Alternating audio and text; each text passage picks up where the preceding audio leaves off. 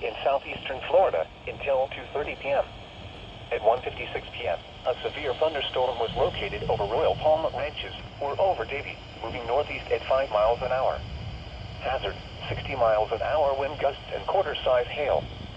Source, radar indicated. Impact, hail damage to vehicles is expected. Expect wind damage to roofs, siding, and trees.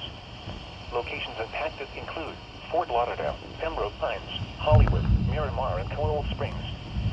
For your protection, move to an interior room on the lowest floor of a building. Torrential rainfall is occurring with this storm and may lead to flash flooding. Do not drive your vehicle through flooded roadways.